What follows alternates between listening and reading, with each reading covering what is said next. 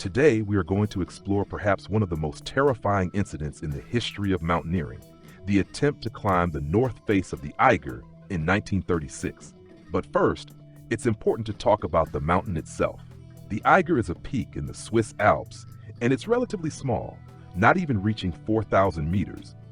By the 1930s, almost all major walls in the Alps had already been climbed. The Alps, as the cradle of mountaineering, had been thoroughly explored.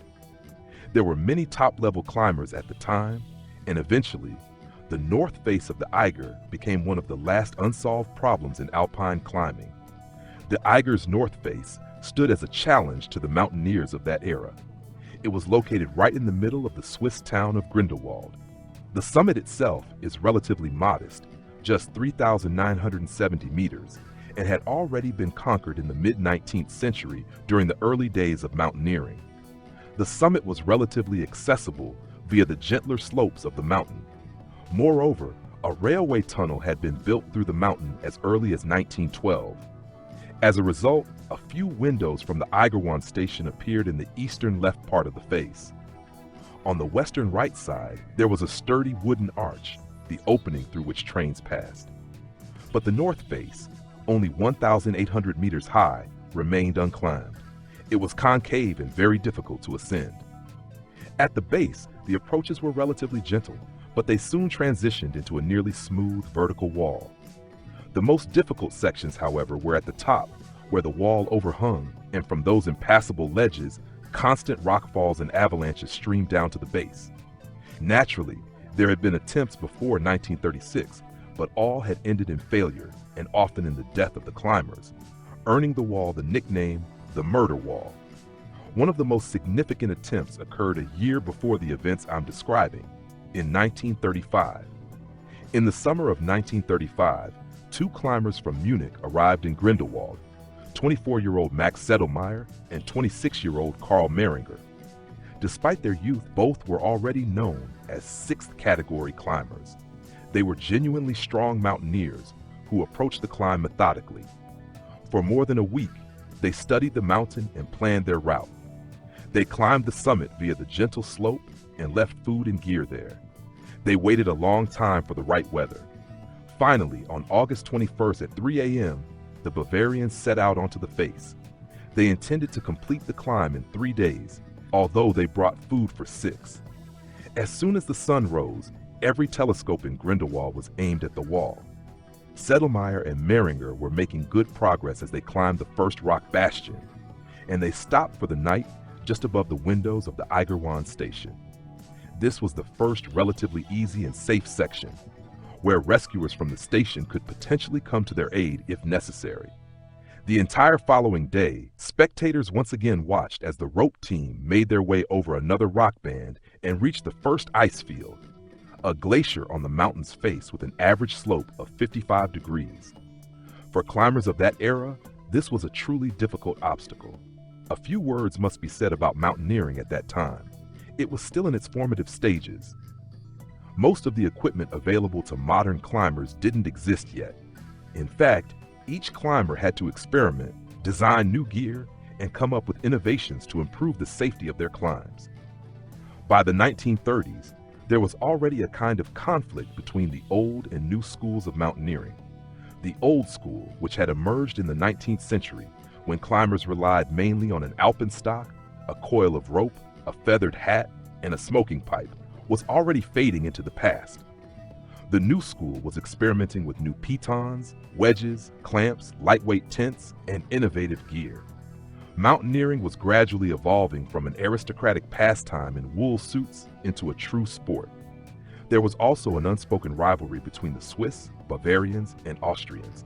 All of them wanted to be the first to succeed, and that ambition played a significant role as well.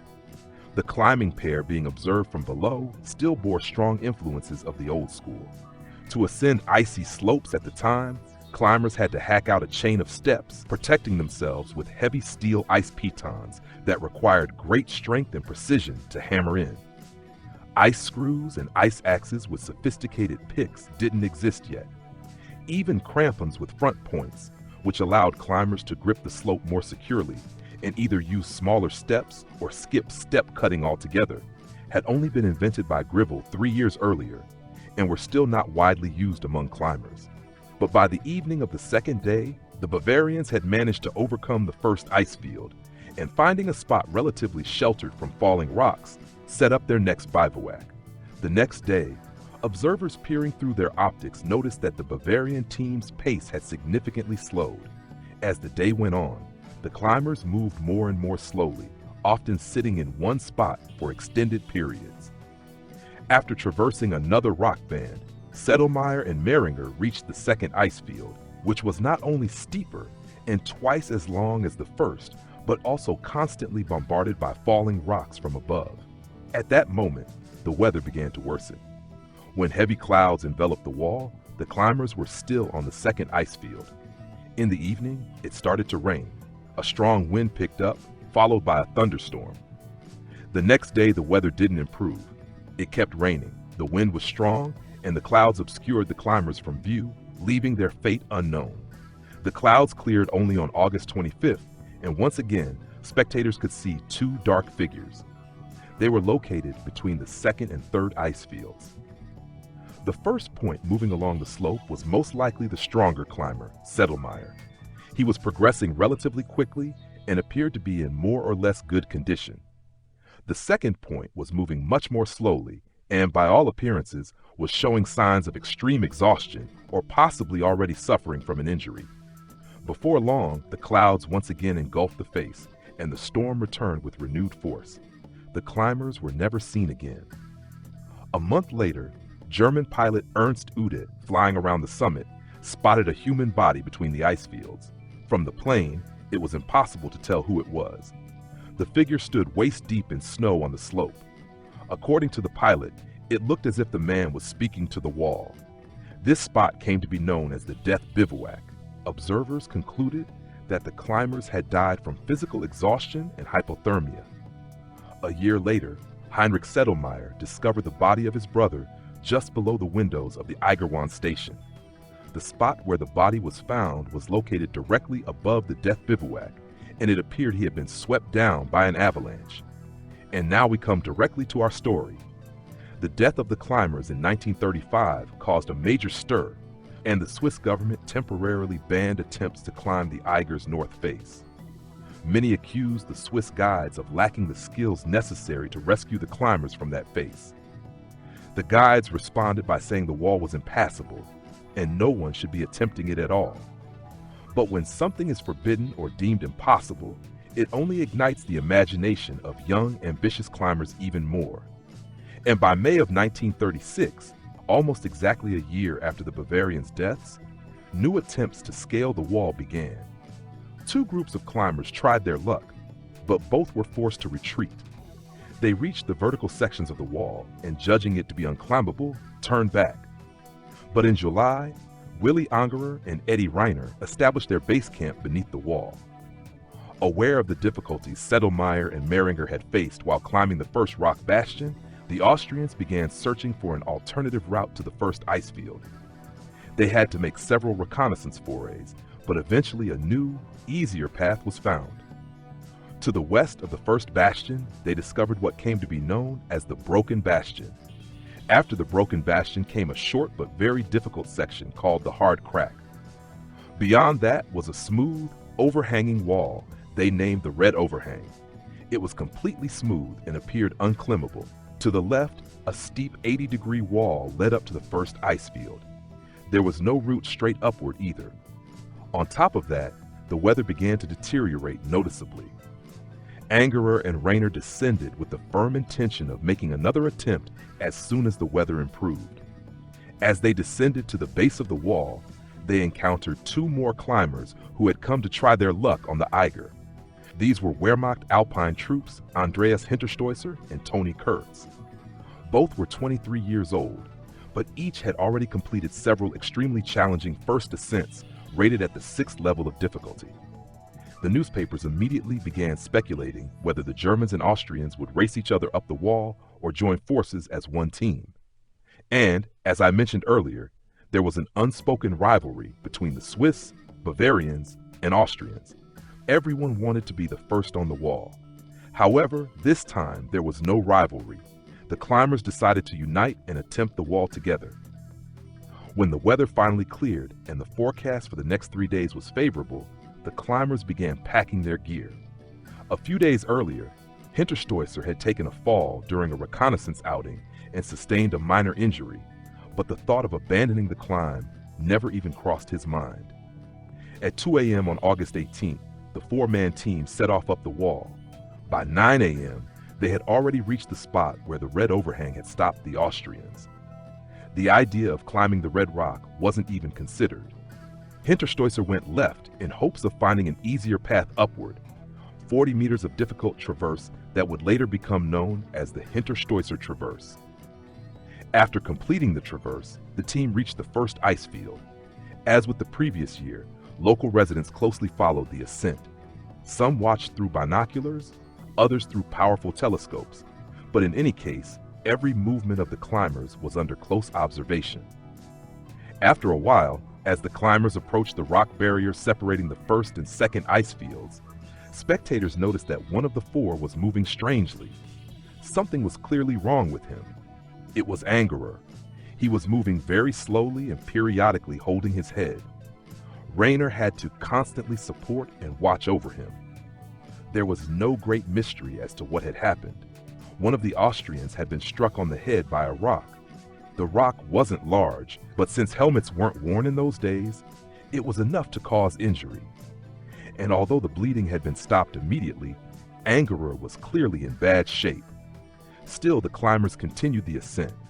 They reached the second ice field and, finding a relatively protected spot in its lower part, began setting up their bivouac, even though there was still plenty of daylight left. Observers once again had no questions. It was clear Eiger needed rest and time to recover from the injury before continuing. Despite the minor trauma, the group still had a decent chance. They had climbed quite high on the first day, something that had taken the previous team several days. At that pace, they might reach the death bivouac the next day, where the Austrians had perished the year before, or maybe even go beyond it. The next morning, those lucky enough to have telescopes could see the climbers slowly ascending, traversing leftward across the second ice field. Kurz and Hinterstoisser led the way, taking turns cutting steps. The entire second half of the day was spent overcoming what came to be called the Iron, the section between the second and third ice fields, where the Austrians had died the year before. The team set up their bivouac at the very start of the third ice field, but at this section of the route, the climbers made a fatal mistake. They removed the fixed safety ropes they had set, which made any descent along the same route virtually impossible. In essence, they cut off their path of retreat. The next day at 7 a.m., the group resumed their climb. Kurz and Hinterstoisser remained in the lead, while the Austrian pair was visibly struggling. They were lagging behind and clearly slowing the team down. Eventually, all 4 points on the ice field came to a stop, and after an hour and a half, they began to descend. They had completed exactly 2/3 of the wall. They had reached a place known as the Death Bivouac. Clearly, the climbers had decided to abandon the ascent before reaching the summit. The reason was also obvious: the poor condition and possibly injuries of the Austrian part of the team. They decided that their lives were more important and began their descent. From below, the descent appeared to be going smoothly and at a decent pace. But when the group approached the ice chute, the spot between the first and second ice fields, the weather changed abruptly. Clouds engulfed the wall, and it began to rain. The last thing the spectators could see was that Eiger was clearly getting worse. Apparently, his head injury was taking its toll. The next morning, everyone saw the 4 climbers leave their bivouac by the red rock and head toward the first ice field. But a serious obstacle lay ahead: the Hinterstoisser Traverse, which they had crossed a few days earlier. It was an extremely difficult rock section that only experienced climbers could handle, even in good weather. The traverse was incredibly demanding and required enormous physical strength and mountaineering skill. But remember, it had rained all night, and by morning, the rocks were coated with a thick layer of ice. The Hinterstoisser Traverse was impassable. All of Hinterstoisser's attempts to overcome the traverse failed. Then Kurz tried, but he too was unsuccessful. The fourth climber, apparently Eiger, was lying motionless. It was evident that his condition was dire. They were forced to spend another night on the glacier. It became clear that crossing the Hinterstoisser traverse without the fixed ropes they had removed was simply impossible. They had no choice but to try descending straight down more than 200 meters along a dangerously steep slope to a slanted ledge that could lead them to the tunnel entrance of the Eiger station. And while rappelling 200 meters might not sound too hard, just 7 anchors and 7 rope transitions on a 30-meter rope, each transition required ledges in the rock face to place pitons and safely switch ropes. Moreover, rockfalls and avalanches frequently crashed down from the overhanging cornices above. Add in freezing temperatures, extreme fatigue, the looming threat of death, and one team member's injury, and the descent was shaping up to be extraordinarily difficult. Meanwhile, a track inspector named Albert von Allman was doing his rounds in the Eiger railway tunnel.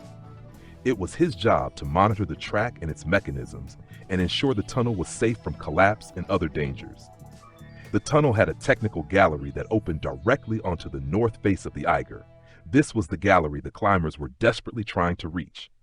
Inside the tunnel near this gallery, there was a small room where one could rest and enjoy a cup of tea. Albert knew that 4 young climbers were currently on the wall and in serious trouble. So he decided to step outside, hoping to catch sight of something. He opened the heavy wooden shutters and stepped out onto the face, but evening darkness, fog, and rain made it impossible to see anything, even a few meters away. Then the inspector cupped his hands to his mouth and shouted into the darkness, and was stunned to hear a shout in reply from above and to the left. Von Allman called out several more times, telling them to descend toward him, and went to put the kettle on, expecting the climbers to arrive at the gallery any minute and join him for tea. The climbers were indeed very close. There was the gallery, almost within arm's reach. There was salvation. Just a few more meters, and they would be sitting in a warm chair, sipping tea with the railway track inspector. But at that moment, an avalanche came down the face of the Eiger. Hinterstoisser, who was preparing an anchor station and wasn't clipped into the safety rope, was instantly swept away to the base of the wall. Kurz, Eiger, and Reiner were roped together with a rope threaded through a carabiner clipped to a piton. The entire rope team was hit by the avalanche. Eddie Reiner tried to arrest their fall using his ice axe, and he managed to slow them down. But the 2 climbers lower down on the rope were torn off and left hanging. The jolt inflicted a severe chest injury on Reiner. The force of the fall also ripped the piton from the rock, and it shattered his jaw. On top of that, Eddie became entangled in the rope, which, now bearing the weight of his suspended teammates, slowly strangled him. Next in the rope team was Toni Kurz. He ended up dangling over an overhang and miraculously survived. Eiger was the last on the rope. During the fall, he slammed against the rock wall like a pendulum and died instantly. In the end, only Toni Kurz was left alive, hanging in the void between his 2 dead companions. He was suspended in midair, unable to reach the rock wall. Meanwhile, the tunnel watchman checked on the climbers again an hour and a half later. He opened the doors and immediately heard a voice. "Help! Everyone else is dead. I'm the only one left. Please help me." It was Toni Kurz shouting.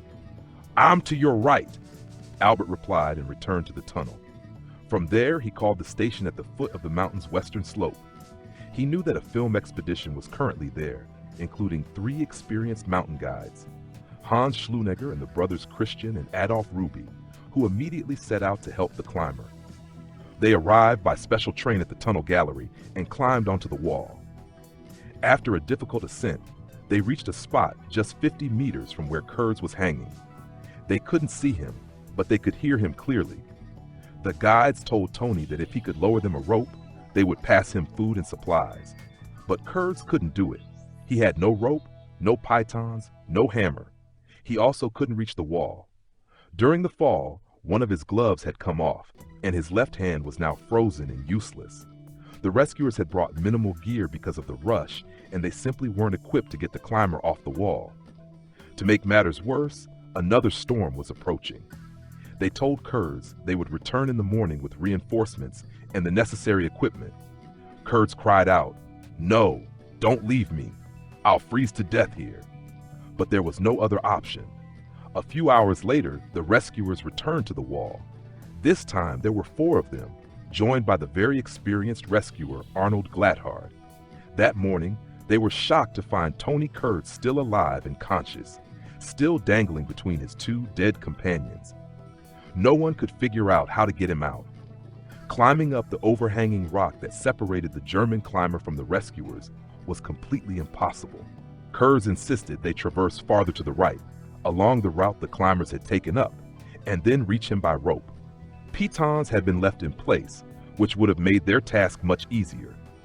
For seasoned rescuers, rappelling down 3 to 4 rope lengths should have been manageable. The Swiss guides looked at each other. Toni didn't understand what he was asking. They were experienced guides. They had led clients on difficult routes and had taken part in many rescue missions, but they were simply not qualified for this level of difficulty. None of them had climbed a grade 6 route before, especially now with the rocks covered in ice after a night storm. The rescuers told Kurz he would have to help himself, and they gave him a plan. Toni Kurz had to cut the rope holding Anger's body. Then he climbed up to Eddie Reiner. He untangled the rope that had nearly strangled him to lower it to the rescuers. They tied to it all the necessary gear, food, and another 30-meter rope. These 30 meters, when combined with the rope Kurz already had, should have been enough to descend to the tunnel. One may ask, why didn't they just give him a proper 60-meter rope? Once again, fate intervened. The rescuers had only one long 60-meter rope. One of them had hurriedly placed it between his back and backpack, a common practice among climbers of that era. But during the ascent, he turned awkwardly, and the rope slipped and fell into the abyss. Thus, the rescuers had only a few 30-meter segments left, which they passed to the stranded climber. It took 5 long hours to execute the plan, all done by Kurz with a frostbitten hand.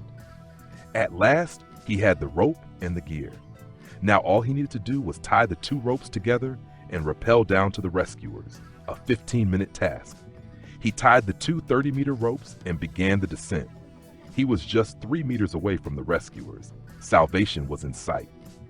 But likely from exhaustion, his carabiner got jammed on the knot that joined the 2 ropes. Under his weight, the knot locked tight in the carabiner. The climber could no longer move. He was left dangling literally above the rescuers' heads. They could speak to him, but getting him down was nearly impossible. One of the rescuers, Glathard, tried a very risky maneuver. He stood on a teammate's shoulders and tried to reach Kurz. He even managed to touch Toni's crampons with his ice axe, but it wasn't enough. Toni hung there for several more hours. Eventually the guides heard him say, "Ich kann nicht mehr." I can't go on anymore. Soon after, Toni Kurz died. Before the climb, he had told journalists, "That wall will be ours, or we will die on it." His body hung there for quite some time, until a climber finally cut it loose using a knife tied to a long pole. Thus ended one of the most tragic ascents in the Alps. Several books have been written about this story, and it inspired the films North Face and The Beckoning Silence. The north face of the Eiger was eventually conquered by Heinrich Harrer's team in 1938. But that's a different, equally compelling story that deserves its own episode.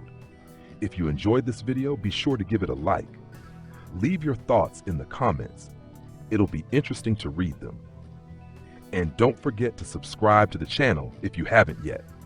You can also share this video with your friends. See you next time. Would you